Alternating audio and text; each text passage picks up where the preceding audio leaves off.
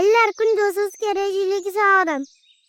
എൻ്റെ വാഴ നട്ടിട്ട് 25 ദിവസമായി. ഇന്ന് ആദ്യത്തെ വളമിട്ടാലോ? നമ്മൾ ഇന്ന് വാഴയ്ക്ക് ആദ്യത്തെ വളം കൊടുക്കാൻ പോവാണ്. രാജ്പോസും DAPയും പൊട്ടാഷ്യം യൂറിയയും കൂടെ കൂട്ടിയിട്ടാണ് നമ്മൾ വളം കൊടുക്കുന്നത്. നമ്മളൊരു വാഴയ്ക്ക് 265 ഗ്രാം എന്ന അളവിലാണ് വളമിടുന്നത്. രാജ്പോസ് 130 ഗ്രാമും DAP 50 ഗ്രാമും പൊട്ടാഷ് 50 ഗ്രാമും യൂറിയ 35 ഗ്രാമും, അങ്ങനെ മൊത്തം 265 ഗ്രാമാണ് ഒരു വാഴയ്ക്ക് ഇടുന്നത്.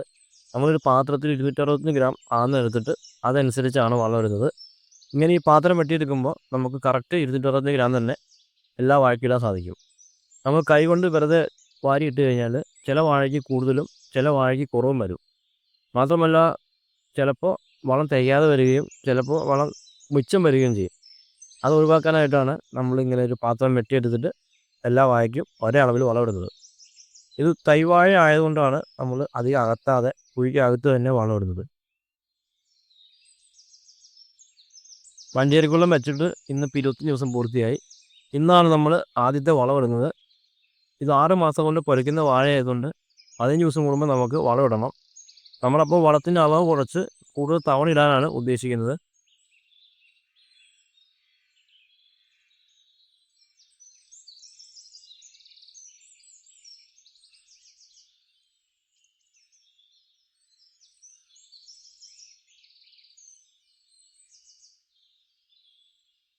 നമ്മൾ വളമിട്ടതിന് ശേഷം തൂമ്പ ഉപയോഗിച്ച് കുറച്ച് മണ്ണ് വെട്ടി വാഴ ചുറ്റിയിടും. അങ്ങനെ ചെയ്യുന്നത് വഴി വളം മണ്ണടിയിൽ പോവുകയും ഇട്ട വളം ആവിയായി പോകാതിരിക്കുകയും ചെയ്യും. നമ്മൾ യൂറിയ വളം ഇട്ടത് കൊണ്ട് അത് ആവിയായി പോകാനുള്ള സാധ്യത കൂടുതലാണ്. അത് ഒഴിവാക്കാൻ വേണ്ടിയിട്ട് കൂടിയാണ് നമ്മളിങ്ങനെ മണ്ണ് വെട്ടിയെടുത്തത്. അതുതന്നെയല്ല, വാഴയ്ക്ക് വളമിടുമ്പോൾ എപ്പോഴും മണ്ണ് കയറ്റുന്നത് വാഴയുടെ വളർച്ചയ്ക്ക് വളരെ ഉത്തമമാണ്.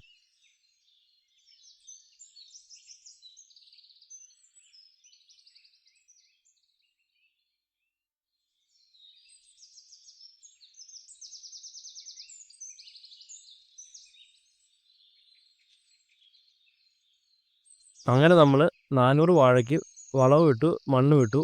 ഇനിയുള്ള അവസാനത്തെ പണിയാണ് വാഴ നനയ്ക്കൽ. നമ്മൾ വളം ഇട്ടതിന് ശേഷം വാഴ നനച്ചില്ലെങ്കിൽ ഇവിടെ വേനലായതുകൊണ്ട് വാഴയ്ക്ക് വളം എടുക്കാൻ സാധിക്കാതെ വരും. അത് ഒഴിവാക്കാനായിട്ട് നമ്മൾ വാഴ തടത്തിൽ വെള്ളം ഒഴിക്കുന്നു.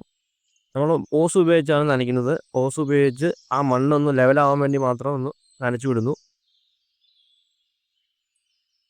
വാഴയുടെ ചോട്ടിൽ മണ്ണിട്ടത് കൊണ്ട് നമ്മൾ വെള്ളം ഒഴിക്കുമ്പോൾ വളമൊന്നും ആവിയായി പോകാതെ കീഴോട്ട് ഇറങ്ങുകയും നല്ല രീതിയിൽ വാഴയ്ക്ക് വലിക്കാൻ പാകത്തിന് ആവുകയും ചെയ്യും.